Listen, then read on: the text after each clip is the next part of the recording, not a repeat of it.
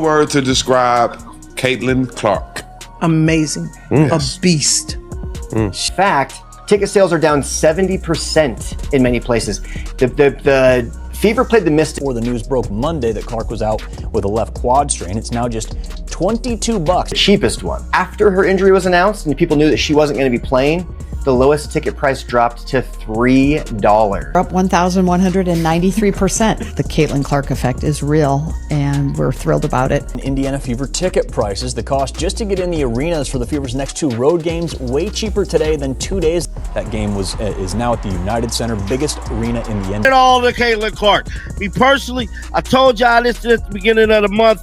The chickens was coming home to roost. It started with whispers, then headlines, and now it's a full-on ticket frenzy.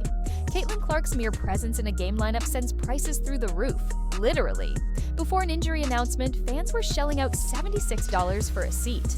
But the moment it was confirmed she wouldn't play, prices plunged to just $25, and in some cases as low as $3. It's not just economics, it's Clarkonomics. Her influence doesn't stop at the court.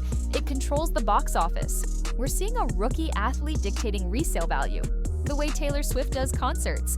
The demand is so outrageous, it's being joked the Federal Reserve might have to step in. Whether she plays or not, whether she scores or not, her name alone inflates demand like helium in a hot air balloon. This isn't just about basketball anymore, it's about how one athlete is single-handedly restructuring supply, demand, and everything in between. The Caitlin Clark phenomenon has ignited more than just ticket sales. It sparked a full-blown ratings and merch boom. Viewership is shattering WNBA records, drawing in not only loyal basketball fans, but also curious newcomers tuning in just to witness the buzz. On top of that, jersey sales have surged by an astronomical 193%, turning Clark into a walking brand. Even Indiana's mascot, Freddie Fever, saw a 150% spike in appearance requests. Yes, even the mascot is winning because of Caitlin. From ESPN to TikTok, everyone wants a piece of the action. The league is trending, and not for its classic rivalries or historical milestones, but because one rookie is redefining what relevance means. It's not just fans at games anymore, it's moms, dads, little girls with jerseys 2 sizes too big, all showing up to be a part of the movement. The impact goes beyond basketball. It's a cultural moment wrapped in sneakers and elbow pads. Despite the avalanche of success Caitlin Clark is bringing to the WNBA, the league itself seems oblivious to her true worth. She's not just a player, she's a revolution in motion. Yet instead of doubling down on her protection and promotion, the league is treating her like business as usual. She's getting fouled, knocked down, and left without adequate support. The league still hasn't figured out how to wrap their arms around the most valuable asset they've ever had. This is the same league that used to struggle for mainstream visibility, and now that they finally have someone who commands attention, they're tiptoeing around the opportunity like it's a fluke. Clark's value isn't hypothetical, it's proven, it's quantifiable, and it's immediate. The longer the WNBA delays treating her like the generational icon she is, the more they risk turning a golden opportunity into a squandered moment. Instead of welcoming Caitlin Clark as a unifying force, some veteran players see her as a threat.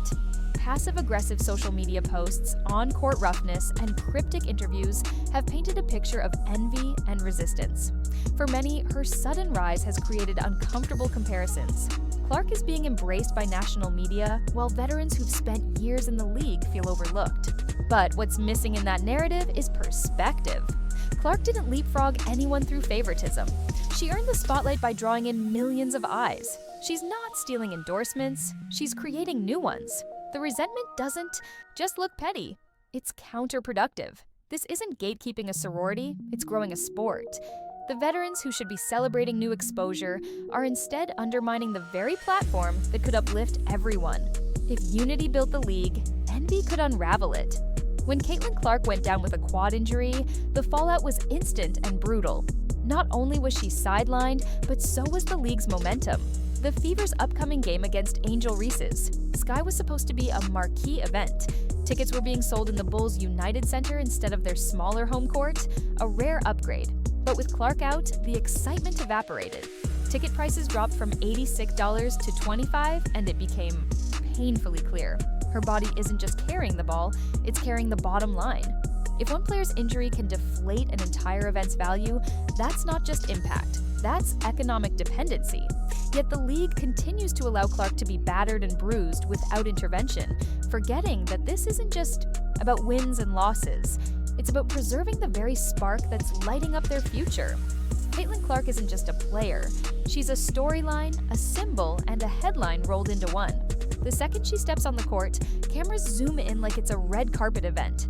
Analysts foam at the mouth to break down her plays, and social media explodes over the smallest details, from how she reacts to a foul to the way she ties her shoes.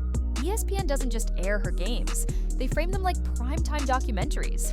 Even when she's not playing, her name trends. She's become a fixture in both sports and pop culture, bridging the gap between die-hard basketball fans and casual observers who just want to be part of something big. This level of attention hasn't been seen since Serena or Tiger. Clark isn't following a blueprint. She's rewriting it. And everyone with a camera, a mic, or a platform wants a front row seat. Caitlin Clark isn't just a player. She's a storyline, a symbol, and a headline rolled into one. The second she steps on the court, cameras zoom in like it's a red carpet event. Analysts foam at the mouth to break down her plays, and social media explodes over the smallest details, from how she reacts to a foul to the way she ties her shoes. ESPN doesn't just air her games, they frame them like primetime documentaries. Even when she's not playing, her name trends. She's become a fixture in both sports and pop culture, bridging the gap between die-hard basketball fans and casual observers who just want to be part of something big. This level of attention hasn't been seen since Serena or Tiger.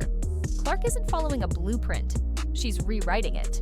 And everyone with a camera, a mic, or a platform wants a front row seat. The WNBA has a once-in-a-lifetime marketing moment in Caitlin Clark, and they're squandering it. Instead of wrapping her in protective gear and making her the centerpiece of every ad, they're letting her get thrown to the ground while pretending it's all part of rookie development. This isn't development, it's malpractice. The idea that Clark should be hazed into humility ignores the fact that she's already done more for the league in 15 minutes than some teams have in 15 seasons. The WNBA should be elevating her, not minimizing her. This is about building a new legacy, not clinging to old hierarchies. If they don't act now, they may look back and realize they let their brightest star dim just when they needed her the most. It's not just Caitlin who's winning, it's everyone around her. Indiana's front office flooded with over 6,000 season ticket calls within 3 days of her draft announcement. The Fever, a team that once struggled for relevance, is now selling out every game. Even their mascot is being booked like a Vegas act. But more than that, cities hosting her games are seeing revenue boosts. Vendors are making more sales, and local businesses near arenas are getting record foot traffic. Clark isn't just growing the league, she's elevating entire ecosystems. She's a mobile economy in sneakers. But if the league doesn't recognize this wave and act to sustain it, they risk losing not just a player, but the movement she's created. Let's make this clear. Caitlin Clark isn't a passenger on the WNBA's journey. She's the engine driving the whole damn train. Whether she's draining logo threes or sitting courtside with an ice pack, the impact is undeniable. She's not only the league's most visible player, she's its most important asset, economically, culturally, and socially. Yet some players, and even league officials, are treating her like an accidental passenger on a group project. If Clark left tomorrow, the viewership, ticket sales, and national attention would vanish like smoke. This isn't about favoritism, it's about facts. The WNBA must stop pretending this is business as usual and start treating Clark like the singular, era-defining figure she is. Build around her, protect her, celebrate her.